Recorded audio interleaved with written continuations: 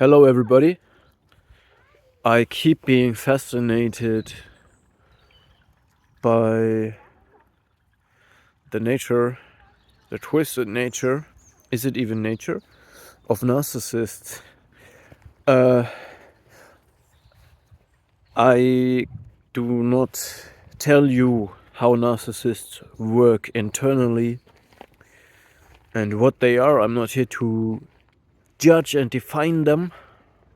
This is up to people like Sam Vaknin.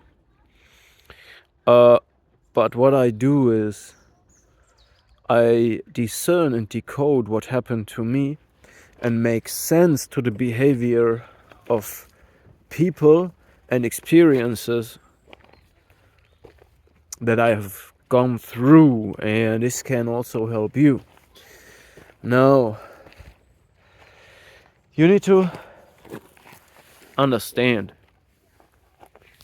that narcissists' comfort zone is a bed of roses.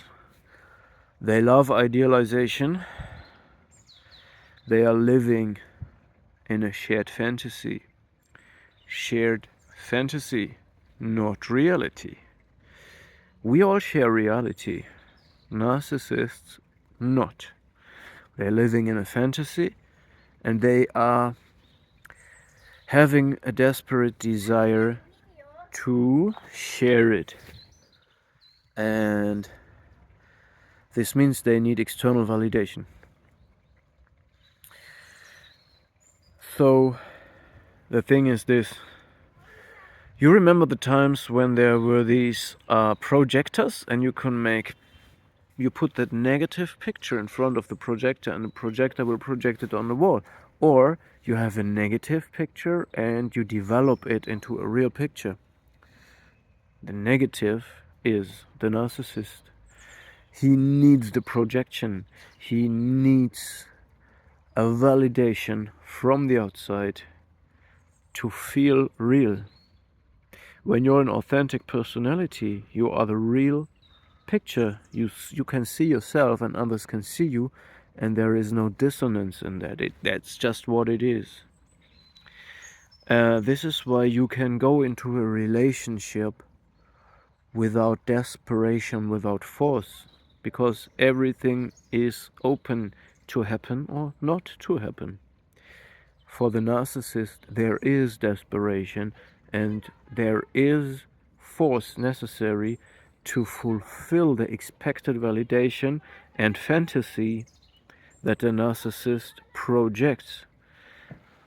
What you also need to understand is, since they love this bed of roses, the shared fantasy, the idealization, reality is a cold shower for them. What they really do, that they projected, this is called truth. This is a cold shower for them, okay? Which means they need codependents, flying monkeys, and enablers that give them the feedback they want. And this is not authentic, of course, but this is the closest they come to feeling alive. This is also the reason why narcissists are in a constant fight and flight mode, because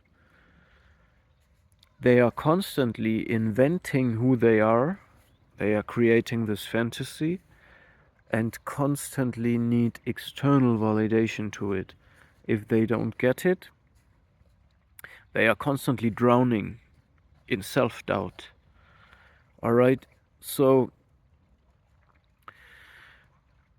this means, I'm telling you this to understand and deal with these people better. Okay, so the narcissist, everything they do is projection. You don't have to wait. So when will the projection begin? I will observe it, analyze it, and no. Everything is projection. Everything is acting, and it can be that they do act out negative behavior. Of course, not in the public, but in a one-on-one situation. This means suggesting you,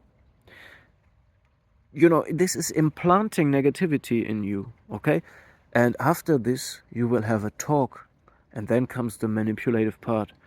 And this all is there to plant insanity into your life, to make you doubt yourself.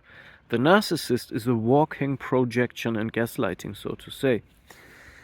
And every kind of validation, external validation, is right for them, is okay for them.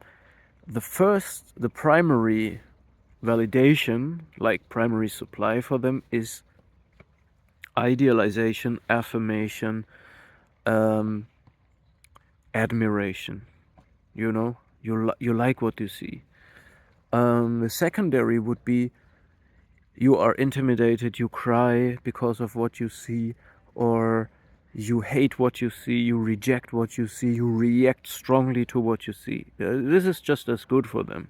Well, but it's just a second choice. If they can't get the first supply, you love them, you give yourself to them, you affirm them. The second thing is you do the opposite. And both is nice for them, okay? Both is okay. That's why they hate it when you ignore them. This is the worst you can do to this acting what they put on the show, because then they can't believe themselves that they are real, that then they feel like, oh man, I'm putting on all this facade, I'm investing my energy to harvest energy, but I don't get harvest, okay? So yeah, this is just something you need to understand, that everything on them is a projection, some unconsciously, and some consciously. And they need your validation. So this video goes hand in hand with the video I made before, where I told you how to deal with them. This is to make sense of what happens to you. And what I also told you is that in the video before, how to deal with them, how to keep them away from you. And this is by questioning this shared fantasy, this acting, by confronting them with reality, with what they do, the self-absorption, the entitlement, the selfishness, the trouble they cause, the lack of responsibility and accountability, that there is no moral, no ethical code, and that this is something that only narcissistic psychopaths share, and it separates them from normal people, and so on, and so on, and so on, and so on, okay? So you confront them with themselves. Don't confront them with you. You are the great A supply they want, but all you give them is themselves. You mirror them, and they don't like that, because they want to be in a bed of roses. They want you to share that fantasy, but reality is just so cold and ugly, right? That's a problem for them, not for you.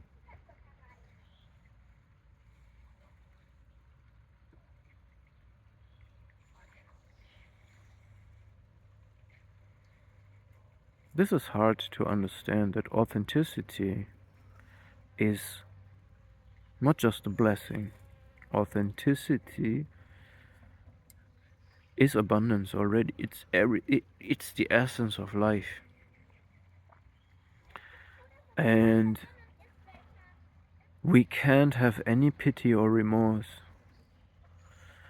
With broken children, a narcissist is a broken child in an adult body, feasting on our energy.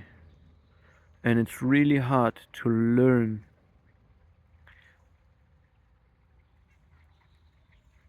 that we have to keep them and train them into not interfere and manipulate our energy. Because, you know, this is not the meaning of life, right? The meaning of life is to take care of your own energy, protect yourself, and share your energy with people who are invited.